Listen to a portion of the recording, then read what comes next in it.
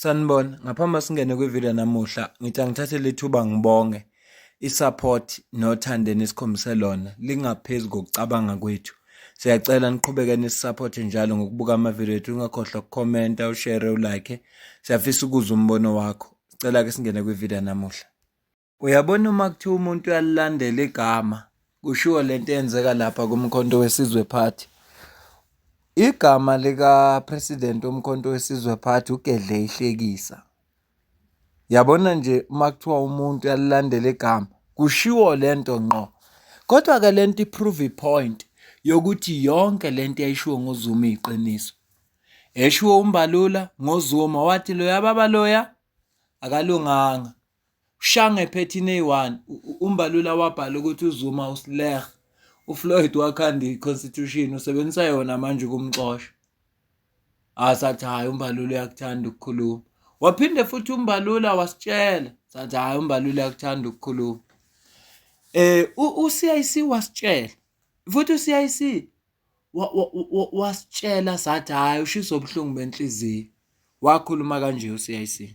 To read, go and look at the videos of the people who were with Zuma from the beginning, from when he was accused of rape, from when we made him president. I even dropped a tear at the Union building, and then subsequently we didn't support him. We were saying Kgalema must be president and all of that.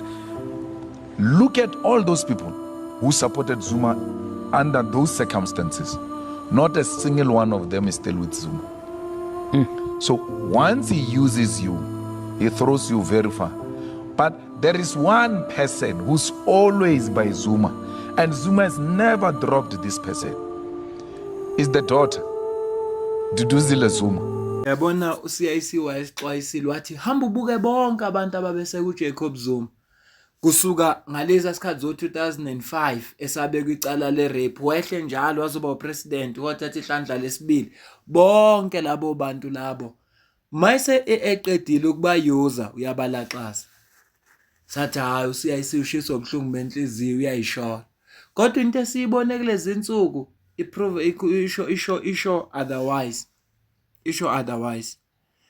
ngoba kuyonke lento eyenzekayo uDuduzile Zuma wathi kuFloyd akekho ongakwazi lokho sawenza ama-video uma ngabe ngempela iconstitution yomkhonto wesizwe party isebenza kungani singayibonanga iba effective lokuthiwa kunento ezilungiswayo internal yipi punishment eyaphuma sayibona ukuthi le ibhekane noDuduzile ngoba kwathiwa nje akaxolise uma kungenjalo uzoxoshwa komkhonto wesizwe party waxolisa ngempela uDuduzile.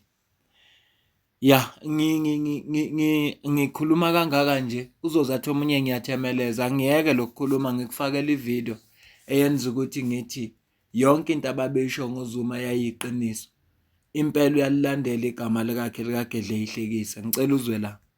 If you look seriously, you'll realize that if we have one of us ophuma eceleni asimncengi. Let me just tell you, abantu sebeke baba o secretary general kule sebe u7 manje ngoba sidlali noma ngabe uzazi ukuthi umkhulu uyathandwa uyikho konke, we don't care. We talk about our party. Laba bala kule party abathi mabebona umuntu engasebenzi sikhuluma lesazi ukuthi kwenze njani noma eneyinkinga noma onile ebese sithi awusuke akekho umuntu odala ukuthi uyohlala esikhundleni kuyozangena ezulwini ayikho lonto akuyona indaba yakho. If you don't know ozubuza ukuthi kwenze njani kunabantu abaze bathi bafuna ukulokhuza ukuprotesta ngoba sithatha idecision ethile kusho ukuthi ayikakheki le party le ayikakheki ngalendlela esifuna ngayo. Nginitshela impela nani nivuma impela nize nixoxe indaba nibhale ngayo yini yona le sifuna inkululeko la asivikeli umuntu sikhuluma nomonke umuntu la nalabe sathi kuqala bahambe azange sibaxoshe wayihambela ngoba kwakunezinto ezirong singafuni ukubaphoxa sitshena isizwe ukuthi bonini ngoba iningi labo loneli kukhulu. Manje why bese ningena indaba eningayazi? Aniyona high command. Aniyona high command. I-high command okufanele ukuthi ikhulume indaba zalenhlangano. Kowenza kahle nongenzi kahle, kowenza inkinga nongenzi inkinga. Akuyona indaba yawenu le sengitshena abadala ke manje nothi ngani. Ngoba ibona ngizokuthiwa impela bazobe beprotesta. Kufanele ngabe sithola inkululeko silwela inkululeko siyavikelana sodwa. Ngiyethemba manje ukuthi emveni kokuzwa lenkulumo kaZuma amazwi kaPrince Mashela seyabuya manje ukuthi leya akuyona iorganization, lento into yomndeni. Uma ngabe iorganization ikhandwa ifune ifike kulezi uZuma asho kulo, engani uDuduzile wathi kuFloyd sonke sibuka, izwe lonke libuka, izwe lonke libuka, wamthuka. Sinobufakazi yena wawadelete ama tweet lawo thina sawagcina ngoba sasenza content, sawagcina. Sinobufakazi kwenziwani ngaye. Kanti lo mthetho mangabe uapply la kwinhlangano ukhetha abantu na noma ukubuka ukuthi ungokabani isibongo.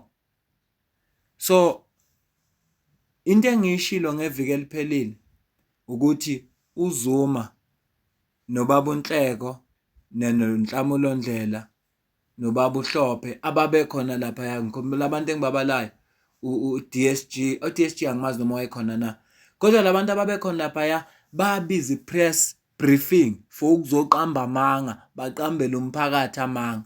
Nansi nje into engangiyibuza ngeviki eliphelile, kodwa uJacob Zuma sayiprovile.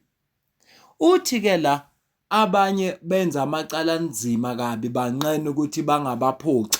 Kangakanani lo esilaziyo icala lakhe. Asikhulumi thina ngoFloyd, kodwa sithi thina umthetho uma uapply ube consistent. Awube consistent phela umthetho, sikwazi usibona ukuthi umthetho uapply kuwonke abantu. Uma umthetho unga-applyanga kuDuduzile kwenziwa yini uapply kuFloyd? Yingoba uzalwa uJacob Zuma, ubona yena ngcono amvikele. So kubantu abavotayo, kodwa ngiyasola ukuthi iMK Party iANC 2.0. Ngithema ngenza ivideo la, I think bekuSaturday mangenza iphutha, ngathi iANC umehluko phakathi kweANC neMK Party neEFF i1. iEFF neMK Party it's a one man show. Umuntu oyi-one oyilawulayo wenza noma yena afuna ukuyenza. Ingconywana ke iMK, ingconywana iEFF sengithi MK, ingconywana iEFF ngoba bayakwazi ukukhola into order. Usiyayisinje umuntu ongafanelanga bamthinta, kodwa bayakwazi ukukhola into order. Futhi noma izinto zenzeka khona zenzeka emfihlakalweni, sizivela nje masivela, akho lutho elikayo le EFF. MK Party izinto zakhona zaziwa ngabanye abantu abangeyona i-high command, zikhulunywe yibo kuqala bese ziyavela, bese abantu bethula kanjani.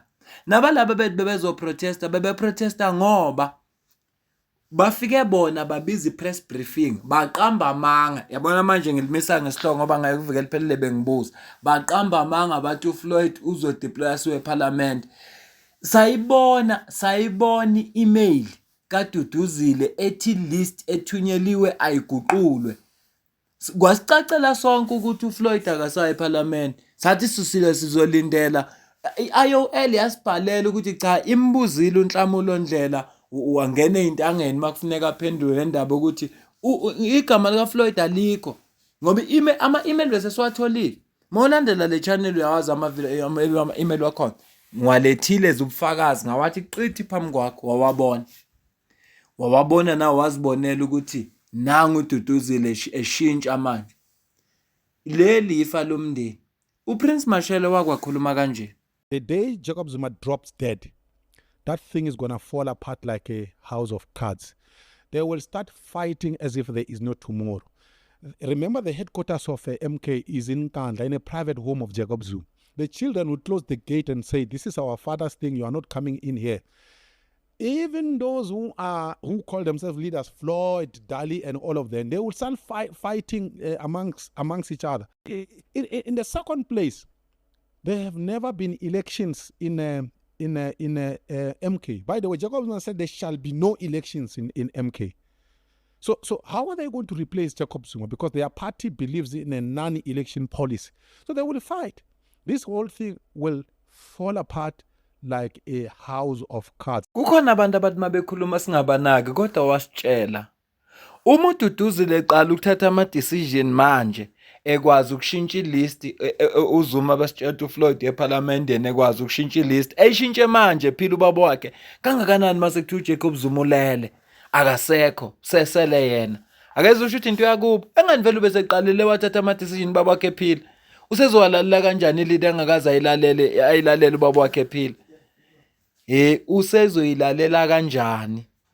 No, ngicela ukuyibamba le video kodwa uJacob Zuma usekuvezile ukuthi babize press briefing beyibizela uqamba amanga bebadala. Asiyibambe le video la. Ngicela ukuzwa ukuphawula kwakho ngalolu daba. Ngiyacela ukuzwa ukuphawula kwakho. Ufuna ukuzwa ukuthi wena kuthini okwakho ukubona. Kodwa uZuma usesiprovele ukuthi lena into yakhe yomndeni.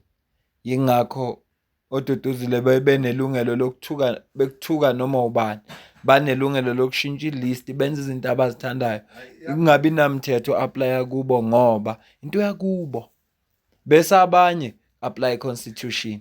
Yabonga.